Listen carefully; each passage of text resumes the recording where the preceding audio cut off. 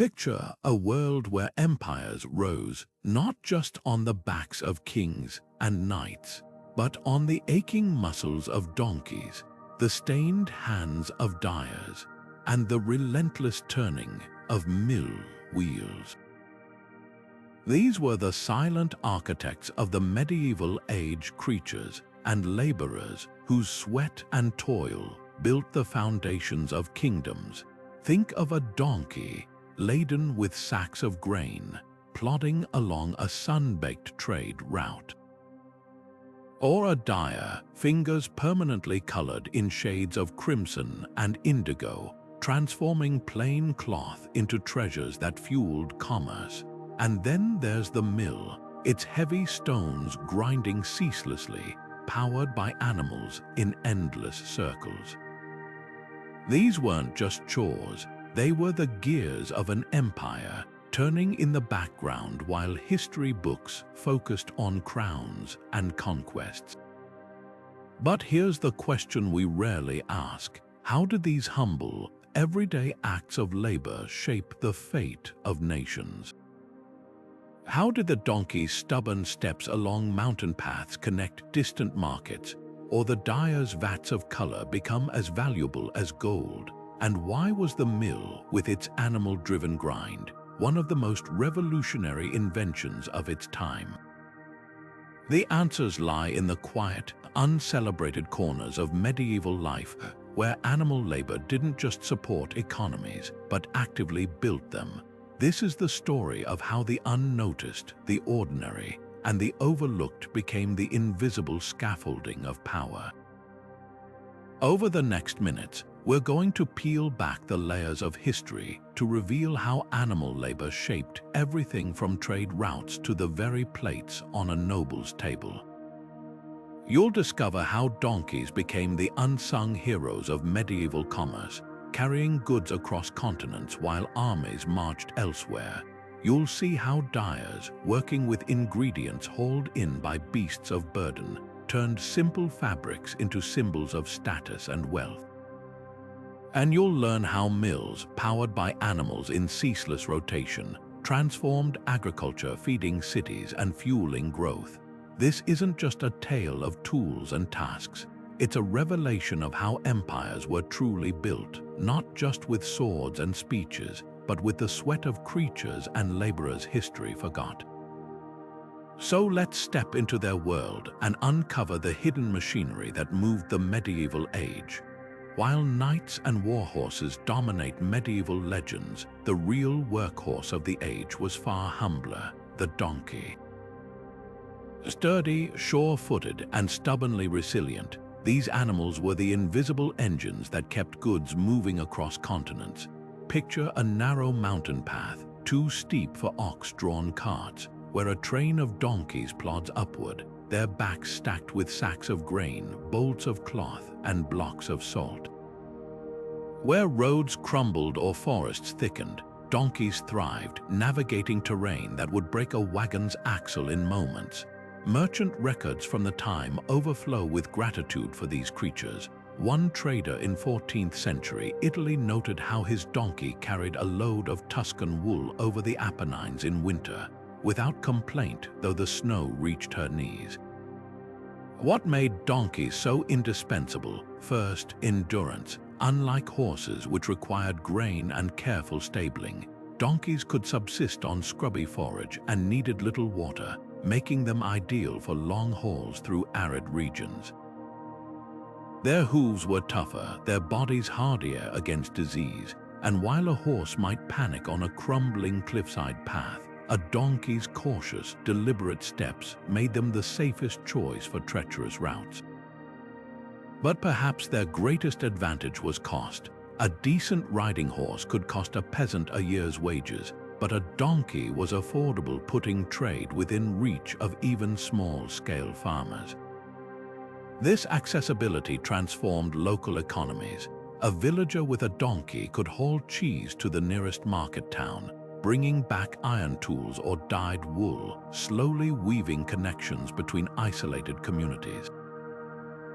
The ripple effects were profound. As donkey trains linked village to town and town to city, They created sprawling trade networks that pulsed with life. Salt from the Alps reached Mediterranean ports. English wool traveled to Flemish weavers. Spices from the East trickled into European kitchens. Each transaction relied on those steady, plodding steps. And as goods flowed, so did ideas, customs, and innovations. Donkeys didn't just carry cargo, they carried the seeds of cultural exchange. By the time bustling market squares sprang up along their routes, the humble donkey had already laid the groundwork for the urban revolution to come. Without their quiet labor, the great cities of the medieval world might never have risen from the dirt. Step into the dim, steam-filled interior of a medieval dyer's workshop, where the air hums with the scent of boiling roots, crushed insects, and fermenting leaves.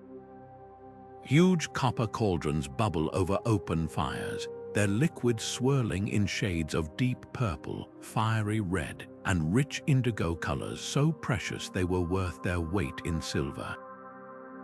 Fabrics dangle like rainbows from wooden beams, dripping into troughs where donkey-powered grindstones crush oak galls or madder roots into fine powders. Every step of this alchemy relied on animal labor. Donkeys trudged in endless circles, turning heavy millstones to pulverize pigments, while oxen hauled carts laden with rare dye ingredients from distant ports. This wasn't just a craft, it was a symphony of sweat and precision, where human skill and animal muscle transformed plain cloth into luxury. The value of these colors went far beyond aesthetics. In a world where most clothing was dull brown or undyed wool, a bolt of scarlet or violet fabric screamed wealth. Sumptuary laws in cities like Florence or Paris even dictated who could wear certain hues. Peasants caught in Tyrian purple, extracted from thousands of crushed sea snails, could face fines. The dyer's workshop was essentially a medieval mint, turning humble materials into currency. A single batch of Venetian scarlet, made from imported Kermes insects, could sell for enough to buy a small vineyard. And none of it would have been possible without animals. Donkeys transported rare dye stuffs along treacherous alpine passes like the prized woad plants from Toulouse, which produced a blue so coveted it sparked trade wars. Oxen dragged logs to fuel the workshop's relentless fires. Even the vats themselves were often lined with animal fat to prevent leaks. But here's what's truly revolutionary. These workshops were the birthplaces of industry. Dyers didn't just make colors, they perfected assembly lines. Apprentices stirred vats in shifts, while donkeys powered full-time grinding operations. Waste products like urine, used as a mordant to fix dyes, were collected in vast barrels, creating a system of recycling centuries before the Industrial Revolution. The largest workshops employed dozens, with specialized roles from pigment mixers to fabric stretchers, an early echo of factory labor. When you trace the roots of mass production, they lead not to steam engines, but to these crowded, smelly, animal-powered spaces where chemistry and commerce collided. The legacy of this system stretched across oceans. The demand for dyes like cochineal red, sourced from bugs on Mexican cacti, would later drive Spanish conquest in the Americas. Indigo, once a luxury, became so sought after it fueled colonial plantations. Every time a noble flaunted a crimson robe or a merchant unrolled a bolt of sapphire blue linen, they were showcasing the hidden economy of animal labor, a world where donkeys, oxen, and even snails quietly built empires, one vibrant hue at a time. The steady creak of wooden gears, the rhythmic thud of hooves against packed earth, this was the heartbeat of the medieval mill. Inside its dusty walls, oxen or donkeys trudged in endless circles, harnessed to a massive wooden beam that turned the millstones above. With each rotation, kernels of wheat or rye were crushed between those stones, emerging as fine flour, the lifeblood of villages and cities alike. But this was more than just a kitchen tool, it was a seat of power. Mills were where sustenance met control, where grain became currency, and where the feudal system revealed its teeth. In regions where rivers were scarce or froze solid in winter, animal-powered mills were nothing short of revolutionary.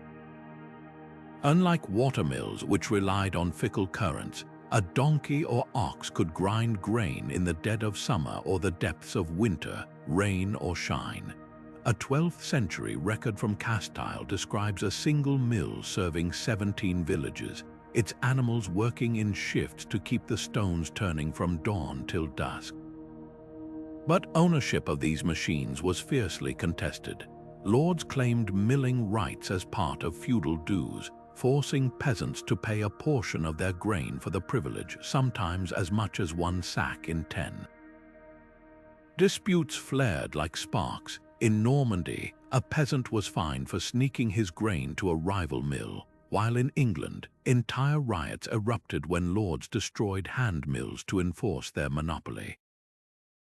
The mill wasn't just a building, it was a battleground for economic control.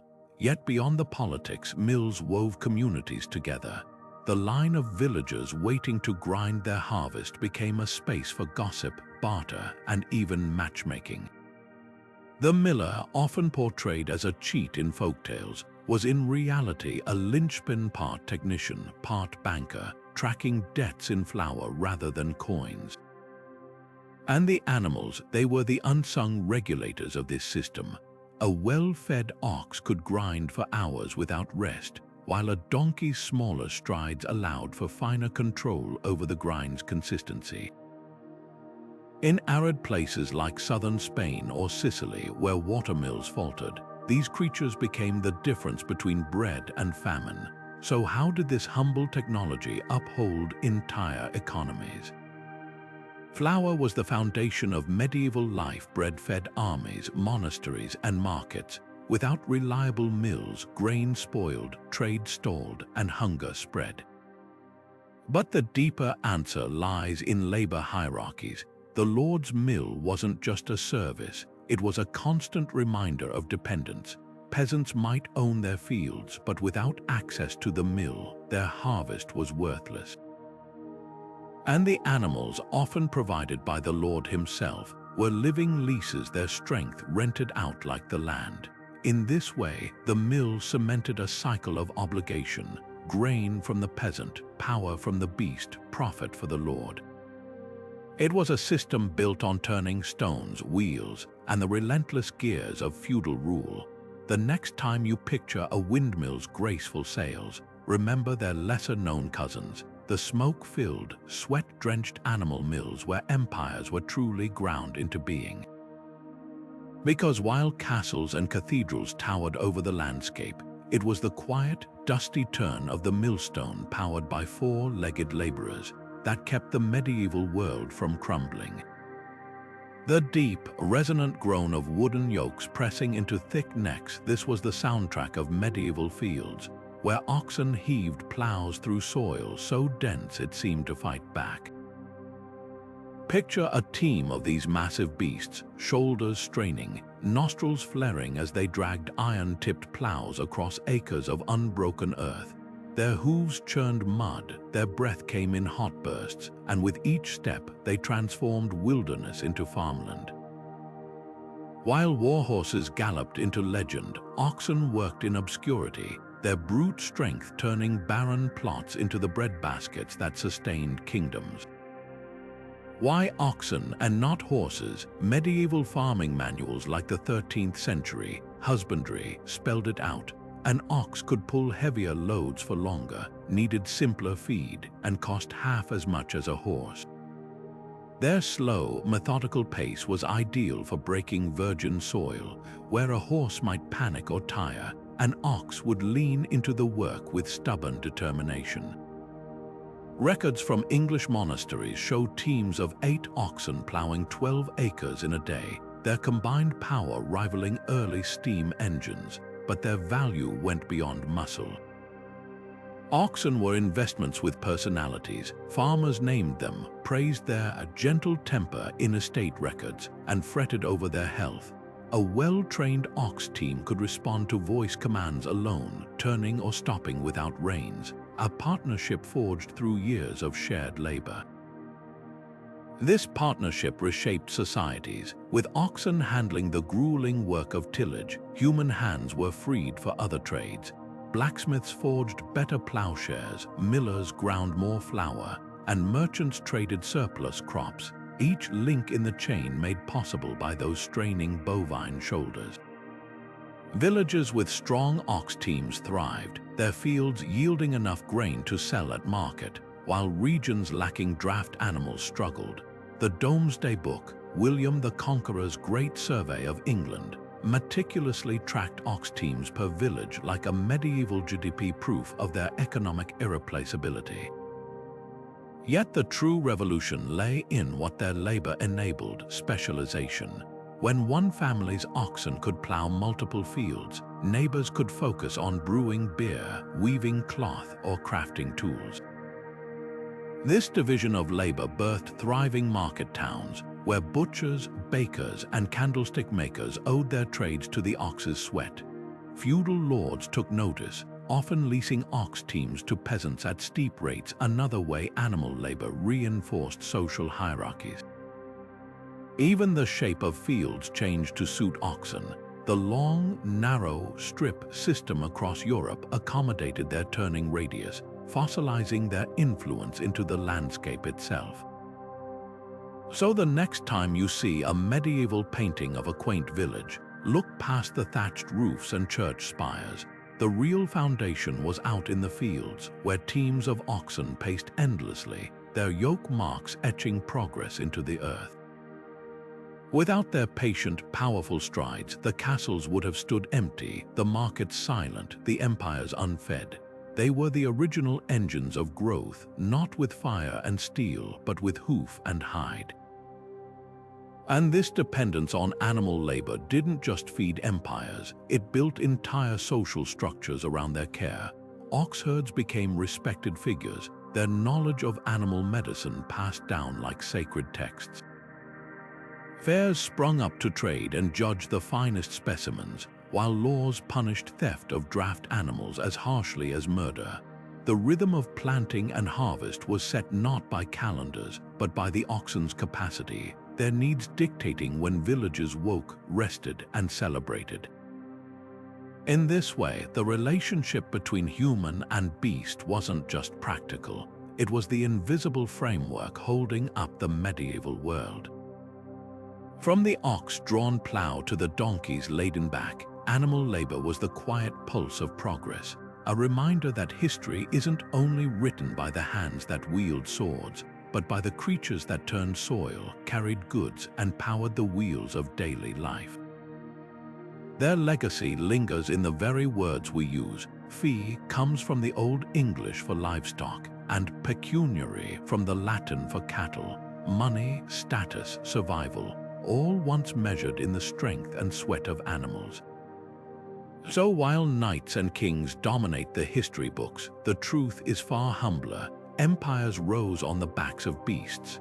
In the cramped script of a medieval manor ledger, amid notes of grain rents and hierarch payments, one line stands out, received from Thomas Cooper, 1 ox in lieu of silver. This wasn't just barter, it was the feudal economy in its rawest form, where animals weren't just tools but walking, breathing currency. Across Europe, from the vineyards of Burgundy to the sheep pastures of Yorkshire, livestock like oxen, donkeys, and even geese were meticulously counted alongside coins in tax rolls. A peasant's wealth wasn't measured in land alone, but in the number of beasts he could yoke to a plough or load with sacks. When the Domesday Book recorded England's assets after the Norman conquest, it didn't just tally acres, it listed over 60,000 oxen, their value calculated down to the hoof. Take the case of a 14th century Sussex farmer named Elias, whose court records survive in astonishing detail. To secure a lease on 5 acres of barley fields, he promised the local lord 2 days plowing yearly with my ox team, and 1 healthy calf every 3rd summer. No cash changed hands. The contract was written in animal labor and offspring. This system created webs of obligation thicker than any chainmail. A peasant without oxen might borrow a neighbor's team in exchange for extra harvest labor, weaving communal bonds as sturdy as the ropes that harnessed the beasts. Village bylaws often mandated collective care of plow animals. In one German town, fines were levied on anyone who neglected to feed the shared oxen during winter, a crime akin to stealing bread from the community's mouth. But step inside a noble stables and you'd find a different hierarchy at work. While peasants relied on oxen and donkeys for survival, lords bred warhorses, creatures so expensive their upkeep could bankrupt lesser knights. A single destrier might cost as much as a peasant's entire farm, its value lying not in labor but in symbolism. Tournament records from Champagne list prizes of Andalusian stallions with gilded bridles, while tax exemptions were granted to knights who maintained specific numbers of horses. This wasn't just practicality, it was theater. A lord riding through his lands on a towering charger wasn't just traveling, he was performing power, his mount's height and sheen broadcasting dominance as clearly as a castle's battlements. The gulf between these worlds was stark. A peasant's donkey hauling firewood represented sweat and survival. A lord's stallion, caparisoned in silk, embodied violence and privilege. Even the law reinforced this divide. In many regions, harming a knight's horse was punished by mutilation, while stealing a peasant's ox might only warrant a fine. Animals became mirrors of their owner's status. The lower your rank, the more your beasts were valued for utility over prestige. Yet this system had an unexpected consequence. It made animal knowledge a form of social mobility. Skilled ox herds could negotiate better terms with landlords, their expertise in breeding and training as valuable as any craft. In southern France, shepherds who managed large flocks carried carved staffs marking their authority, a precursor to guild insignia. And when the Black Death wiped out half of Europe's population, survivors with ox-driving skills found themselves in sudden demand, their bargaining power forever altered. The feudal order, so reliant on animal labor, began to crack under the weight of its own dependence. What emerges from these records is a truth both simple and profound. Medieval empires weren't just built on land or gold, but on the management of living, breathing capital. Every plow furrow turned by oxen, every sack carried by donkeys, every warhorse stabled in a lord's courtyard, these were the real foundations of power. The next time you read about a king's coronation or a knight's valor, look past the pageantry. The real story is in the dirt-streaked ledgers that counted empires not in acres but in animals. Beneath the shimmering mirages of the Silk Road's deserts, it wasn't the camels that kept trade alive, it was the donkeys. While camels dominate the romantic imagery of caravan routes, archaeological digs from Samarkand to Aleppo reveal a different story. Layers of donkey bones buried beneath caravanserai courtyards, their worn teeth telling tales of endless miles. These unassuming animals were the workhorses of globalization, their small hooves treading paths too narrow for camels, their bodies surviving on sips of water where other beasts would falter. A single donkey could carry 100 pounds of saffron or indigo across mountain passes where even the hardiest Bactrian camel would balk, the secret to their success. Adaptability, unlike camels which required specialized handlers and weeks of preparation for long journeys, donkeys could be loaded and set off at a moment's notice. Persian trade logs from the 12th century detail how merchants preferred them for swift, light carries, spices from India, blocks of lapis lazuli from Afghanistan, even delicate glassware from Venice, all strapped to donkey backs in woven baskets lined with straw. And when the route turned treacherous narrow cliffside trails in the Pamirs or the crumbling stairs of Petra's Sik, donkeys navigated with sure-footed precision. Their ability to thrive on sparse forage meant caravans could bypass oasis tolls, cutting costs and avoiding bandit-haunted watering holes. But the real magic happened at caravanserais, those bustling way stations where donkeys rested and the world mingled. Picture a moonlit courtyard near Bukhara, where a Florentine merchant shares wine with a Tibetan trader, their donkeys dozing side by side after a day's march. The animals' saddlebags once holding goods now spill over with stories. A Chinese scroll traded for Persian silver, a recipe for fermented mare's milk exchanged for Assyrian tune. Donkeys didn't just carry cargo, they carried the ingredients of culture. Archaeologists at a Mongolian dig site recently uncovered donkey remains alongside fragments of Byzantine coins and shards of Song dynasty porcelain, a snapshot of how these creatures connected empires. Their legacy lingers in unexpected places. The word tariff comes from the Arabic tarifa, meaning to make known, a reference to the lists of donkey-borne goods posted at caravanserai gates. Even Marco Polo's famed travels relied on donkeys for the steep stretches of the Hindu Kush, where camels were useless.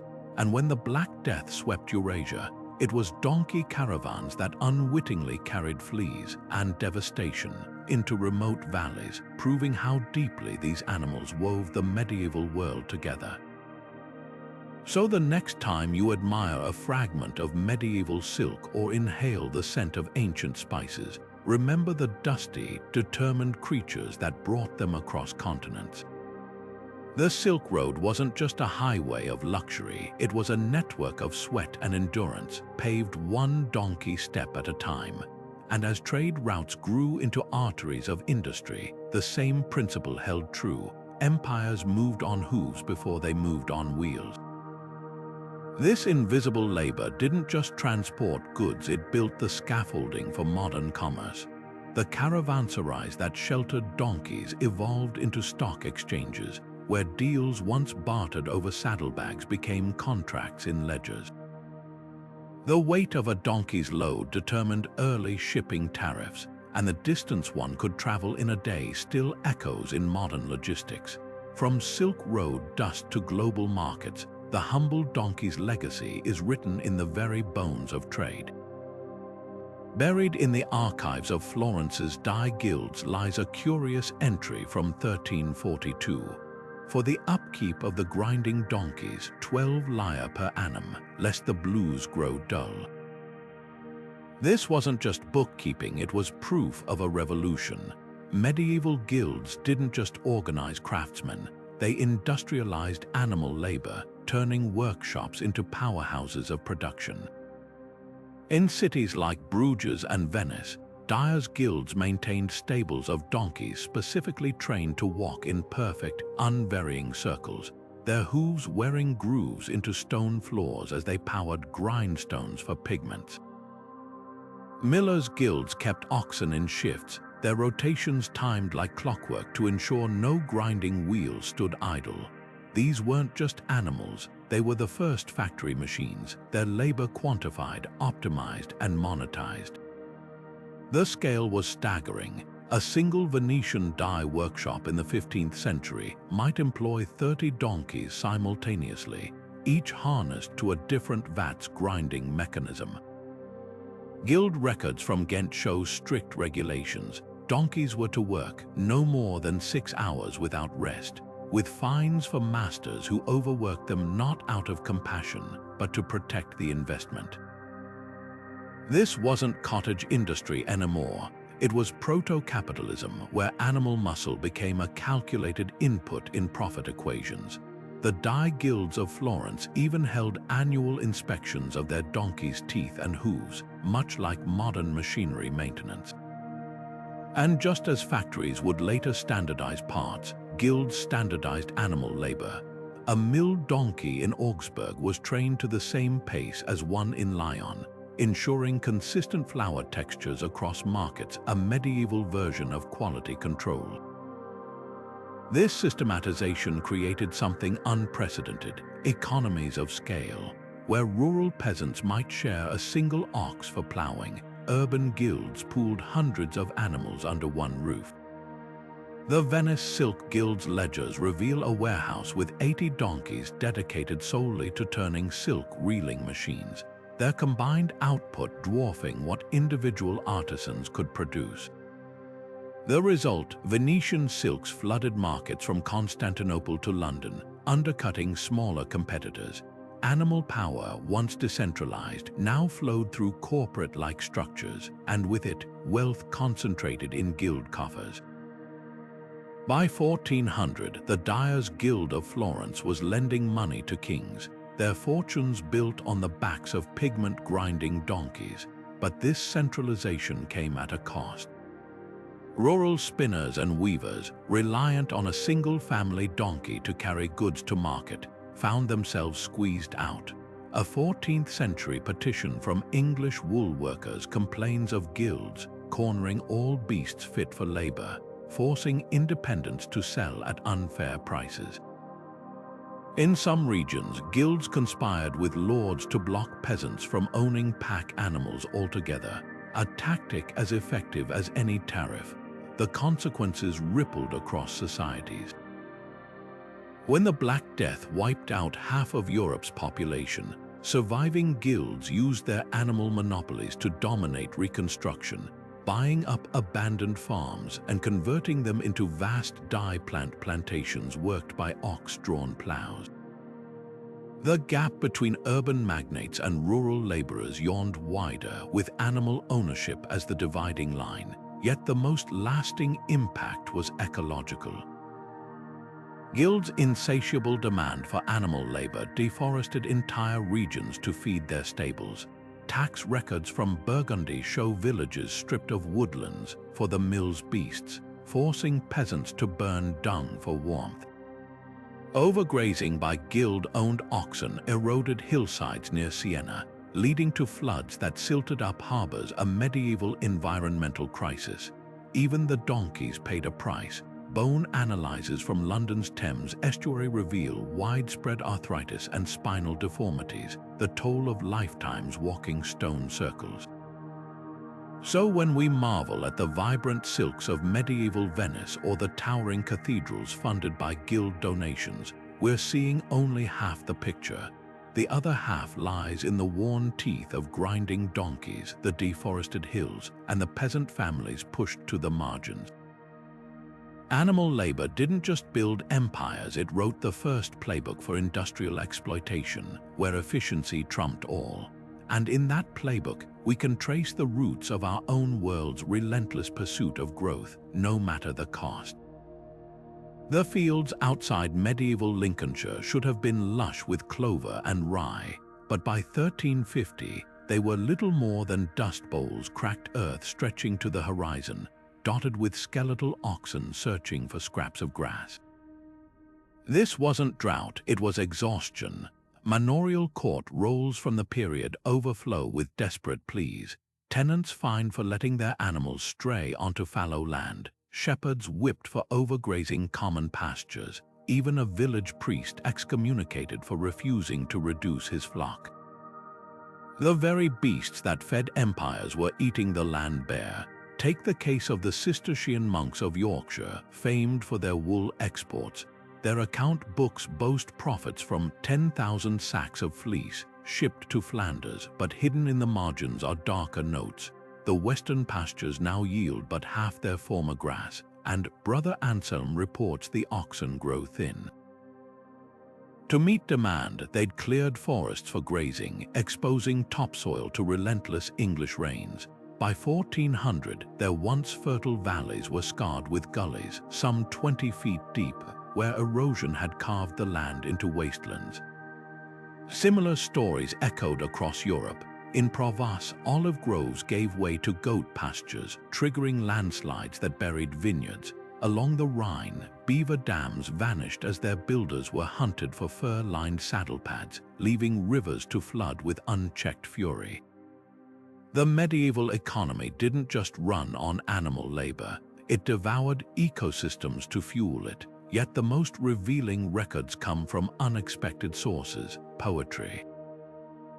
A 14th century Welsh bard lamented, "The plough horse's ribs show like harp strings, yet still they drive him," while Italian frescoes depicted donkeys collapsing under loads of firewood.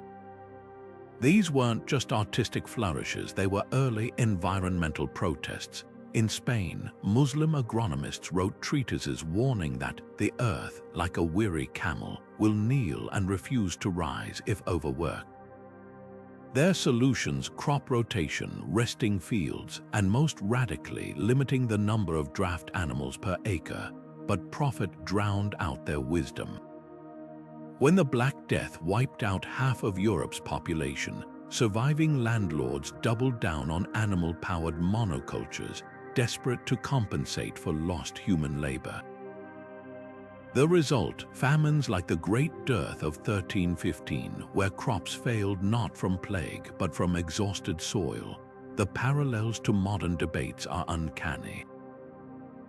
Just as today's factory farms prioritize output over sustainability, medieval lords measured success in bushels and bales, blind to the cost. A single ox might plow 3 acres a day, but it also required 4 acres of pasture annually, a deficit masked by clearing forests. Sound familiar? The same short-term thinking that fueled deforestation then drives Amazonian soy farms today. Even the language echoes: medieval asarts, cleared lands, mirror modern land use conversions, both euphemisms for raising ecosystems. But here's the twist: medieval people weren't oblivious, they simply lacked alternatives. Peasant revolts often included demands for grazing rights, and some communities instituted beast quotas to prevent overgrazing.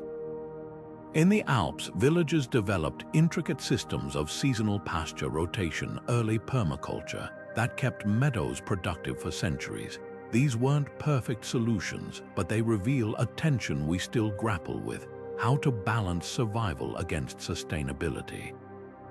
Which brings us to the uncomfortable question: were animals the exploited or the exploiters? The answer lies in the bones. Archaeologists studying medieval donkey remains find stress fractures akin to those in modern sweatshop laborers, while ox skulls show deformities from years of yoke pressure.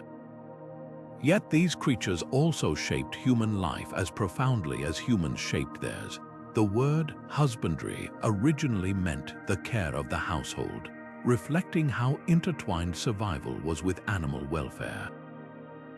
Perhaps the true legacy of this era isn't just environmental damage, but the realization that no empire, medieval or modern, can outrun its dependence on the living world. From overgrazed fields to folk songs mourning exhausted plow beasts, this was history's first lesson in unsustainable growth. And as we face our own ecological crises, their struggles whisper a warning: empires built on borrowed time and borrowed land crumble when the bill comes due. In a Bavarian folktale from the 14th century, a donkey named Longiers does the unthinkable. He outsmarts a greedy baron. The story goes that Langoa, tired of hauling endless sacks of grain without rest, deliberately spills a load of wheat at the castle gate. When the baron storms out to beat him, the donkey brays so loudly it wakes the entire village, who then witness the nobleman's cruelty. By morning, the baron's reputation is in tatters, while Langoa becomes a local legend, his yoke mysteriously lightened. This wasn't just entertainment, it was subversion. Across medieval Europe, similar tales bloomed like wildflowers: oxen who refused to plow stolen fields, milled donkeys who kicked corrupt tax collectors into troughs. These stories didn't just humanize beasts of burden, they gave voice to the voiceless, turning animals into furry-faced revolutionaries. Religious art offered a gentler counterpoint. In stained glass windows from Chartres to Canterbury, donkeys kneel reverently at the Nativity, their patient eyes glowing in candlelight. Spanish frescoes show oxen warming the Christ child with their breath, while Orthodox icons depict Saint Anthony sharing his last loaf with a weary mule. Even the Quran honors camel caravans as signs of divine providence. Unlike folktales' tricksters, these sacred animals were framed as willing partners in grace, their labor dignified as service rather than drudgery. A 15th-century psalter from Florence captures this duality perfectly. On one page, donkeys toil under whip-wielding merchants. On the next, they nuzzle the infant Jesus, their halos woven from hay. But why this cultural embroidery? Perhaps because societies wrestling with dependence on animal labor needed narratives to soften the guilt. When a Flemish peasant sang lullabies to his oxen at night, songs still preserved in folk archives, he wasn't just soothing beasts, he was reconciling their sacrifice with his survival. Tax records reveal startling details. Some medieval villages budgeted for beast festivals, where plow animals were garlanded with flowers and fed honey cakes. In Provence, aging mill donkeys were pensioned off to graze in abbey orchards, their names etched in ledgers like retired soldiers. These weren't just acts of kindness, they were rituals of moral bookkeeping, balancing exploitation with gratitude. Yet even as culture painted animals as saints or sly heroes, reality was shifting. The same manuscripts that celebrated donkeys also document their obsolescence. A 1624 inventory from a Dutch dye works lists one donkey mill disused, replaced by a water wheel. By the 18th century, folktales themselves began to change, the clever donkey now a nostalgic figure like blacksmiths or spinning wheels. The ox that once starred in morality plays became a metaphor for bygone days, its yoke hanging unused in taverns as decoration. This transition wasn't peaceful. Diaries from the English countryside describe farmers weeping as they sold loyal ox teams to slaughterhouses, unable to feed them once steam plows arrived. In Germany, protests erupted when mills fired their donkeys, with villagers accusing owners of ungodly ingratitude. The animals that had literally moved empires were now relics, their cultural softening act complete, their labor no longer essential. And so we're left with a paradox. The more societies romanticized animal labor, the easier it became to discard it. The donkey who outwitted barons in folktales couldn't outrun progress. But in those fading stories and fading frescoes, we glimpse something profound. An acknowledgement that empires weren't just built by human hands, but on the backs of creatures who deserved songs, garlands, and perhaps a place in the tale. The windmill's sails sliced through the Dutch skyline like blades, their rhythmic whoosh drowning out the familiar creak of oxen turning millstones. By the 15th century, these towering giants began sprouting across Europe's horizons, efficient, relentless, and utterly silent about the revolution they heralded. In Flanders, a miller's ledger from 1483 records the stark transition.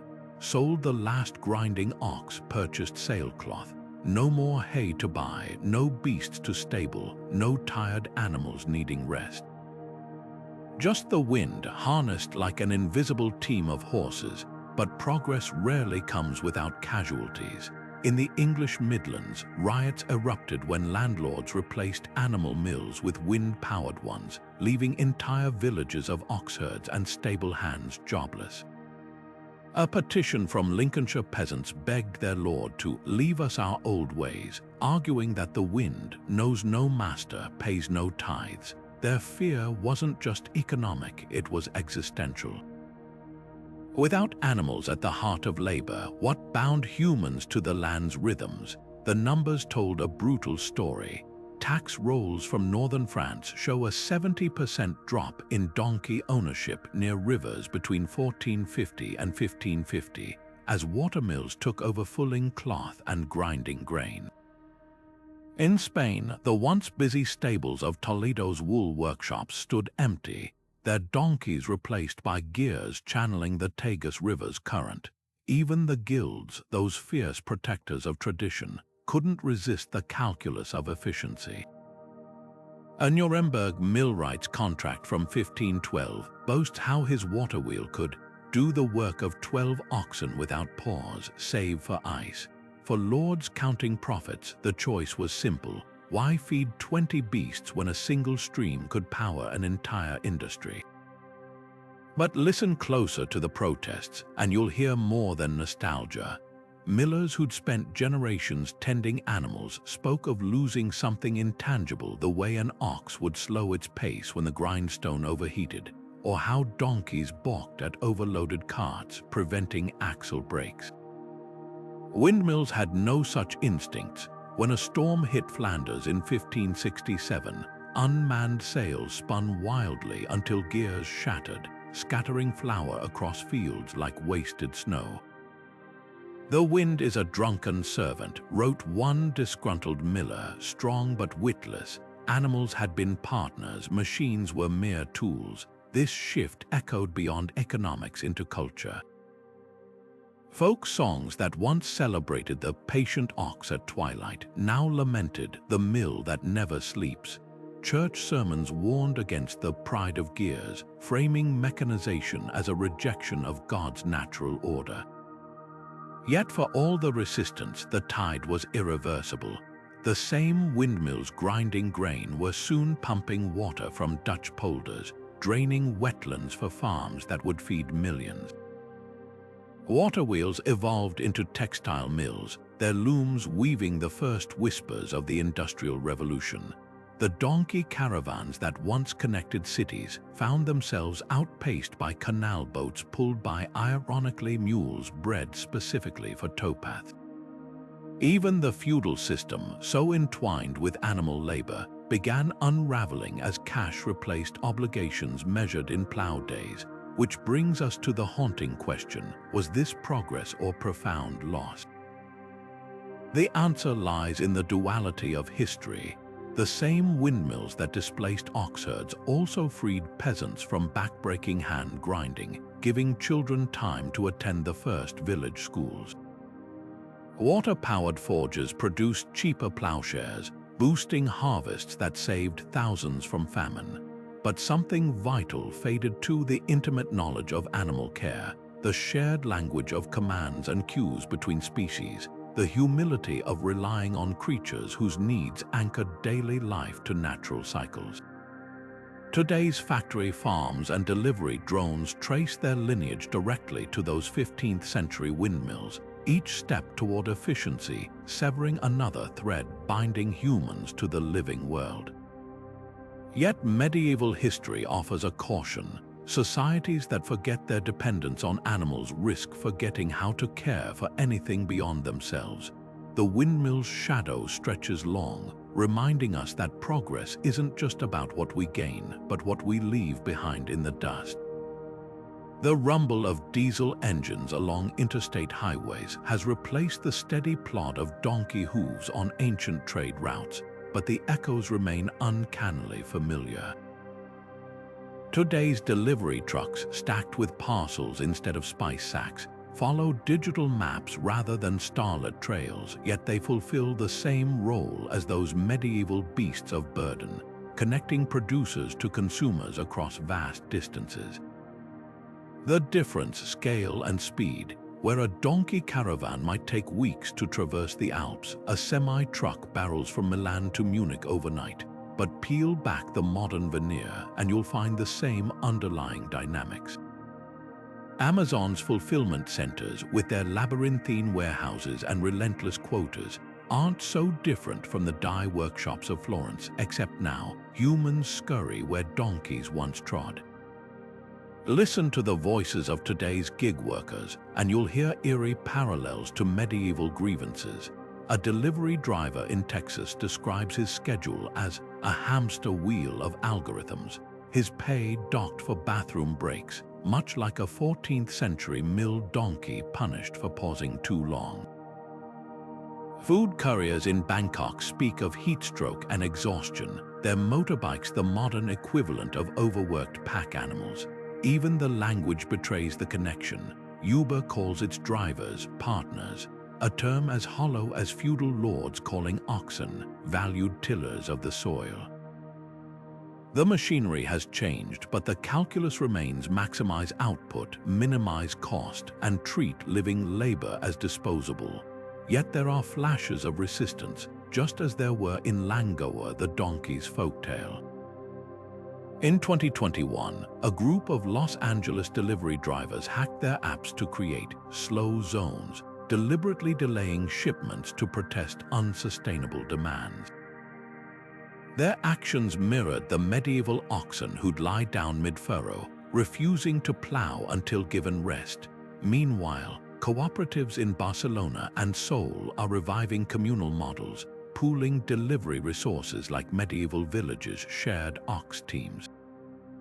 These aren't just labor movements, they're cultural reckonings with a system that still treats workers as beasts of burden. So how do we honor the legacy of animal labor without repeating its exploitations? Start by recognizing the continuum. The same logic that viewed donkeys as interchangeable machines now reduces humans to human resources, but history offers alternative blueprints.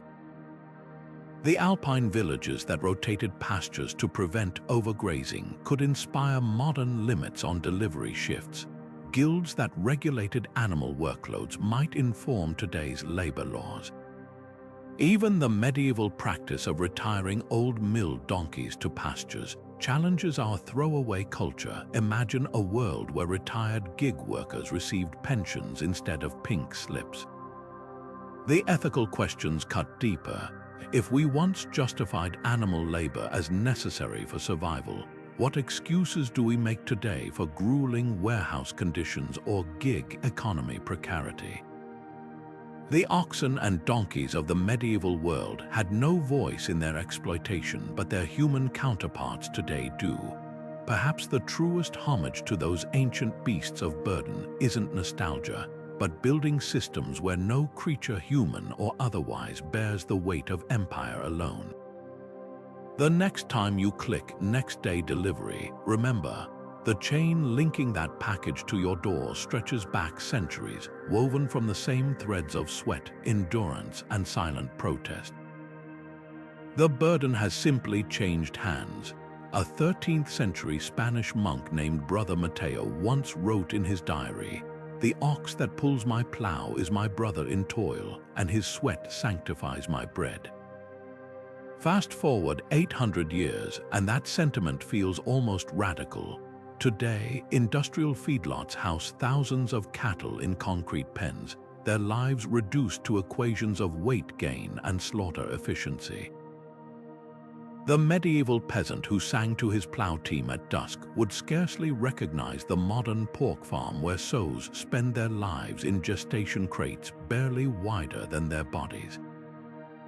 This isn't just progress, it's a seismic shift in how we view the creatures that sustain us. Medieval societies, for all their hardships, at least acknowledged a moral contract with working animals. Manorial court records show fines for overworking oxen, and guild statutes mandated rest days for milled donkeys. A Venetian dye master could lose his license for beating his grinding animals beyond what their flesh could bear. Philosophers like Thomas Aquinas argued that cruelty to beasts was a sin against creation itself, since animals serve man's needs by divine ordinance.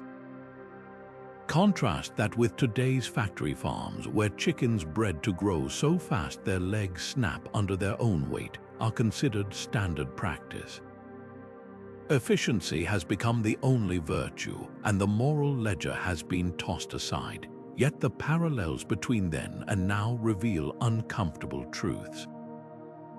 Just as medieval lords amassed wealth by controlling animal labor, charging peasants for mill access or demanding ox teams as rent, modern corporations profit by treating living creatures as units of production. The difference lies in scale and invisibility. Where a feudal serf might know the name of every donkey in his village, today's consumer rarely sees the dairy cow standing knee-deep in her own waste, her udders swollen with mastitis from relentless milking. Out of sight, out of conscience, philosophers have long grappled with this disconnect. 18th century ethicist Jeremy Bentham argued that the key question wasn't whether animals could reason, but whether they could suffer.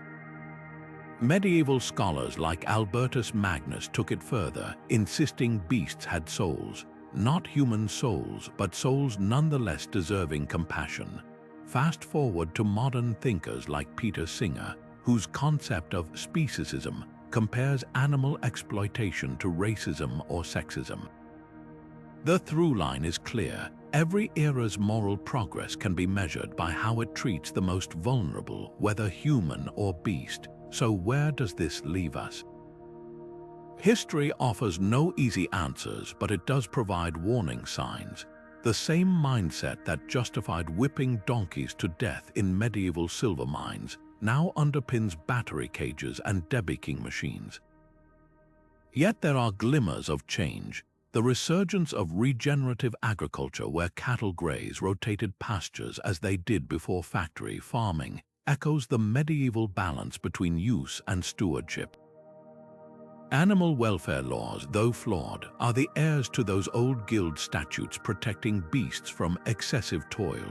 Perhaps the ultimate lesson lies in recognizing that empires, medieval or modern, are always built on someone's back. The question isn't whether we use animals, but whether we honor their sacrifice. A 14th century proverb nailed it. The donkey carries the wine but drinks only water. That's the moral debt we've carried for millennia.